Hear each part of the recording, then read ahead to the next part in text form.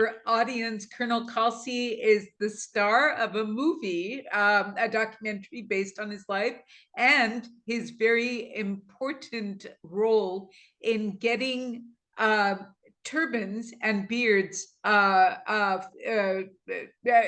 sorry, in getting Sikhs to be able to serve with their turbans and beards in the military. Colonel Kalsi, welcome. Thank you. It's a pleasure. Thank you so much. Yes. But this fight was about more than just Sikh turbans and beards. It was really for all religious articles of faith. So Jewish yarmulkes, Muslim hijabs, and all religious minority issues. Absolutely. So let's start with the film. What compelled you to make this film now, and how did the process begin? The film has been it's been a long project actually. We were approached to make a documentary film about this issue, and so they followed me around really over the course of about 2 years as we did the work to help open doors in the military. And the film, I think, encapsulates the desire for not just the Sikh community, but a lot of religious minority communities to belong to this country and to be able to serve the nation, we call home. Absolutely. I wanted to ask you about one portion of the film early on in which you are shown brushing your hair. Now, I understand for Sikhs that being shown without your turban is sort of verboten, for lack of a better word. What made you decide that you were going to be filmed in that manner? Yeah, I mean, there's nothing expressively wrong about Sikhs showing our hair. I mean, the what we have is the turban as a part of our religious attire and uniform, and so the turban sits upon our head as a crown, and it covers our hair because it's part of who we are and what we represent. But there's, we're allowed to show our hair, and it just is such a big part of our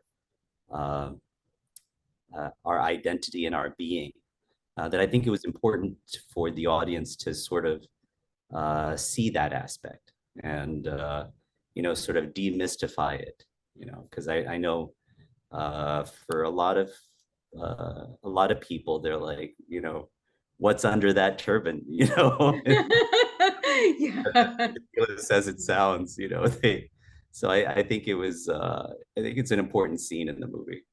Absolutely. It's such a personal story. We watch you going about your day, your interactions with Chinar, your wife, and it's just beautiful. I wanted to ask you, what did you want to portray with these very intimate scenes of your life?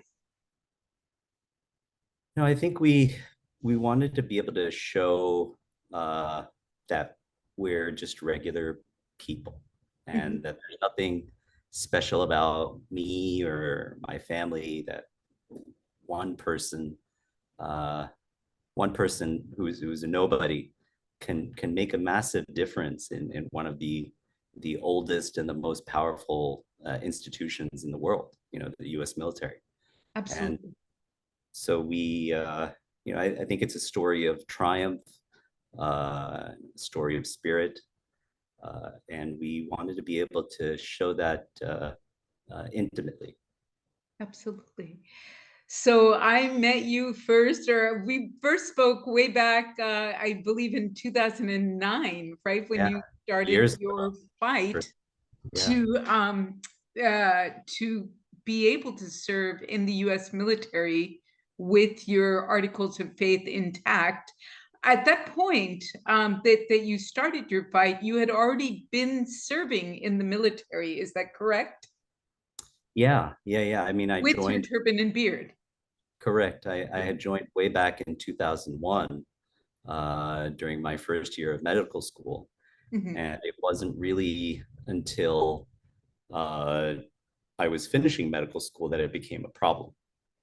So, I essentially flew under the radar until I had to start active duty. And that's when um, I found out that I needed to ask for a religious accommodation. Um, I had never even heard of that term before. So that's when we started that very, very long and arduous process of submitting the paperwork, asking for a religious accommodation, and then uh, finally getting it a year and a half later. Yeah, but in the midst of that, you were denied, and based on a very specific reason. Could you talk about that reason that you were initially denied? Yeah, I mean, the Army regulations that govern uniform and wear, AR 670-1, was very specific about the types of things that would be allowed in uniform. And at that time, back in 2009, uh, turbans, beards, hijabs, and other religious articles of faith were no longer allowed. I mean, I think there was something that had happened in the early 80s that led to them changing all the uniform guidelines and getting rid of all articles of faith because Sikhs had been serving. Sikhs had served in World Wars One and Two, in Vietnam and Korea, and it in the early 80s they changed policy. Right, right. So you were denied specifically. I remember because it wouldn't fit into the esprit de corps of the army. You were told that your turban would not fit under a gas helmet. Is that correct? And that your beard would not, your turban and beard would not fit under a gas helmet. Is that right? Yeah, I mean, those were the claims, right? And so we showed that we could easily don a helmet. I could easily get a seal with a gas mask, and really it posed no issue with the work that I did, in my service. So it was just a matter of uh, going through the motions and uh, not taking no as an answer, because the easy path would have been, to say, okay, oh, the army won't let me serve, and then I could have run off uh, uh, practiced in a very lucrative uh, uh, setting as a physician. So, that would have been the much easier road to follow. But I think it was important for not just the Sikh community, but for all religious minority communities to be able uh, to change that in the military. Absolutely. And Colonel Kalsi, why was it so important to you? I know we've talked about this question before. Why was it so important for you to keep your articles of faith intact as you served in the US Army? Yeah, it was for many reasons. It was really important for me to serve. I come from four generations of service, and I wanted to be able to continue that family tradition. It's part of our identity as Sikhs to be able to serve in the military, and I wanted to continue that tradition. And it just, I mean, I always joke about this, but the best way to get a Sikh to do something is to tell them not to do it, uh, or that they can't do it. And so it was certainly a challenge that was levied against me, and I think it was important for me to sort of overcome that. Absolutely. So after your case, the U.S. military decided that they would make these accommodations, but on a case-by-case basis. Is that still the policy? Is it still case by case, or have there now been laws that sort of put that into place? Uh, a little of both, actually. Okay. So the Army and the Air Force have seen the light, and after years of doing it on a case by case basis, they decided that that was expensive and inefficient. And so they changed policy. It took them only 8 years to figure that out. And so they changed policy. And now Sikhs and other religious minorities just have to let their recruiter know that they need a given religious accommodation, and for the most part, it's presumptively granted. I mean, they still have to apply for it, but there's a whole section in the uniform guidelines now. We were able to change AR 670-1 and a number of other policies in the Army that basically now show there are diagrams of soldiers with turbans and beards and yarmulkes and hijabs. So the presumption is that they will be granted a religious accommodation as long as it doesn't interfere with their duties. Now, the Marine Corps and the Navy, we are still fighting to get recruits in on a case-by-case basis. So I Absolutely. think it'll be still some work there that needs to be done, but eventually they will come around. And you managed to get the first recruit, Jaskarit Singh, is that right? Into the Marine Corps with his turban and beard intact, Yes, correct? correct. Yeah. And that happened in August. Yeah. He just Yeah, graduated from boot camp in August. that So must have very made proud you really moment. proud. Yeah. Yeah. Very proud. He was teary-eyed. So were his family members. It was just a very, very proud moment. Absolutely. You served in the Helmand province, one of the bloodiest parts of bloodiest regions in Afghanistan amid the war. Could you describe your work there with your articles of faith intact? Did that ever interfere with the work that you were doing? Yeah, my turban and beard and my faith never interfered with my activities, and actually quite the contrary. They helped me, and one of the terms that the military uses for faith, and the reason we have a chaplain corps, is the chaplain corps and a soldier's faith is seen as a force multiplier. So it multiplies the strength of your soldiers, and I feel that that's what my faith does for me. You know, it makes me stronger uh, than the single person that I am. That I could do more and be more. Um, you know, I could exceed the limits of my programming. You know, I can. Uh, it's just it's hard to describe, but I feel like uh, that's why I rely heavily on my faith. That it allows me to sort of think outside the box and be more than I am. Absolutely.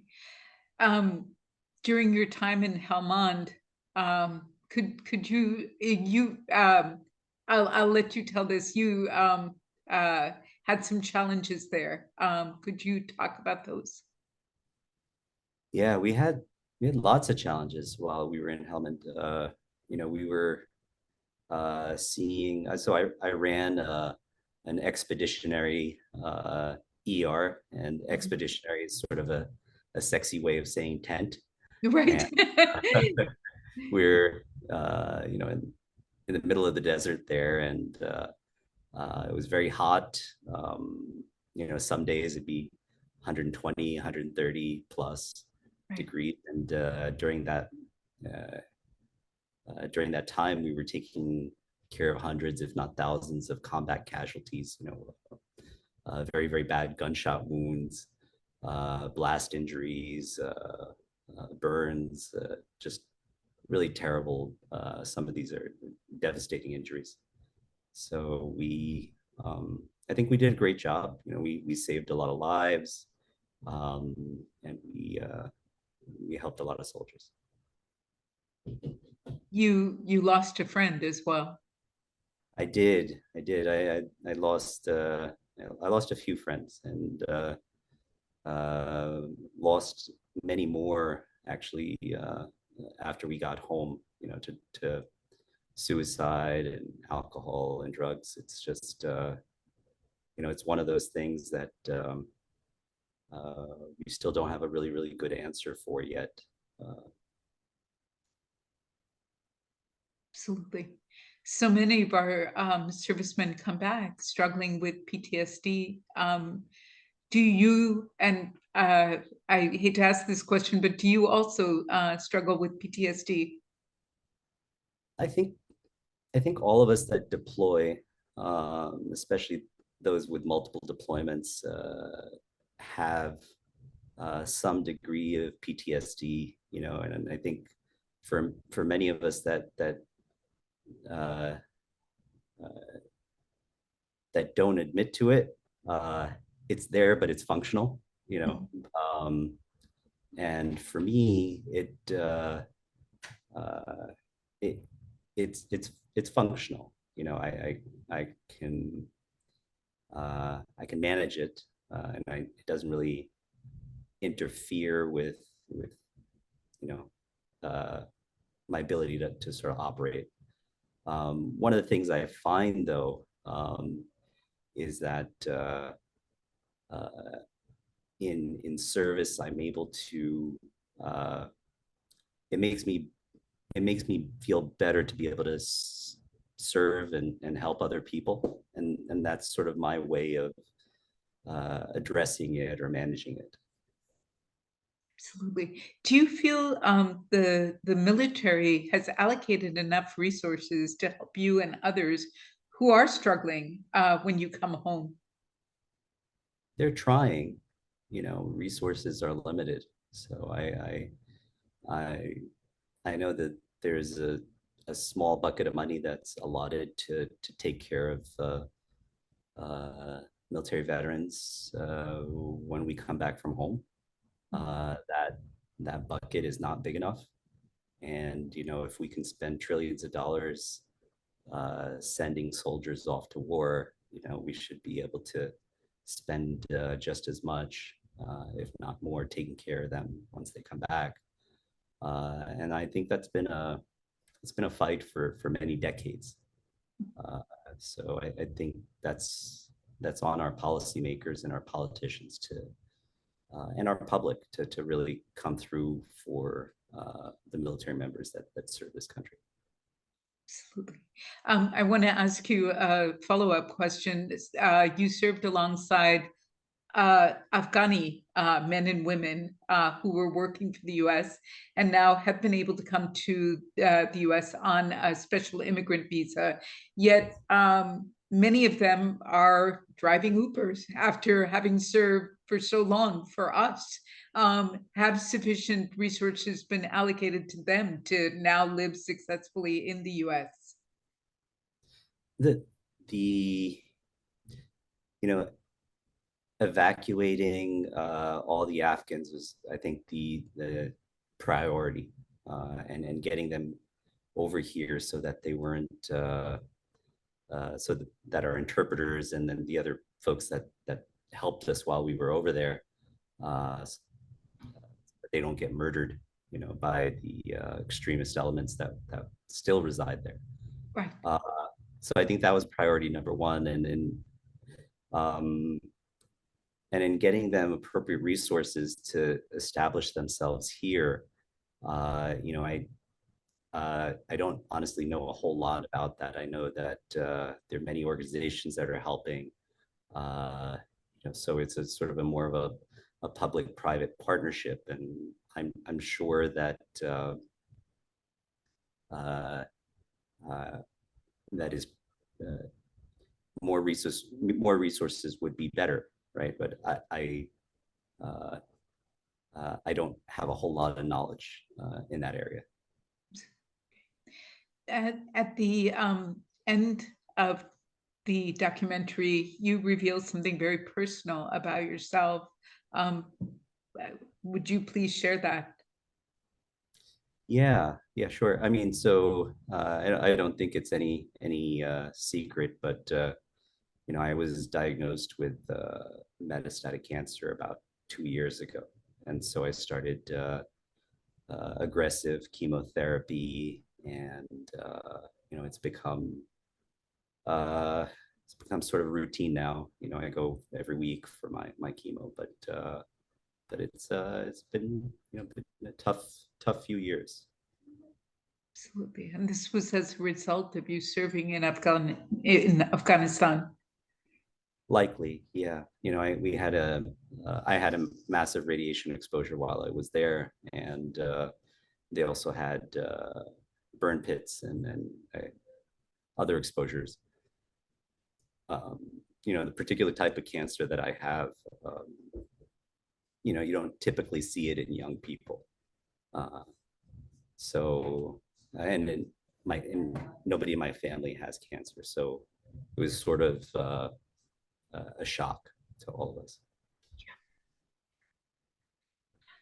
I was devastated to hear that, quite frankly, and I hope I hope you will be well. Thank you. Yeah, Yeah, I'm gonna be fine. I'll be okay. I'm glad to hear that. Colonel Kalsi, what do you hope viewers will take away from your film? I hope that they understand that anybody can make a difference. That uh, change can happen with an idea and a desire and a commitment to see it through. And uh, it starts with one person. It doesn't have to be a big organization or some large social media movement. It can just start with one person that is really willing to see the issue through. Thank you. Thank you so much. I appreciate the interview. Are you the first Sikh American colonel in the U.S. Army? No, I don't think so. Okay. So we had Colonel GB Singh uh, back in the 90s, Okay. Colonel Seiko, but they got grandfathered in before the rules changed. Okay. And so, uh, we, I think right now there are hundreds of Sikhs serving across all branches of the military. But I think we uh, we're important. We're an important part of the tapestry of our military force, and a military really should reflect the people that it serves. Yeah. So, and we're proud to be a part of that tapestry. Thank you. Thank you again. It was a pleasure. It's always a pleasure. Thank you.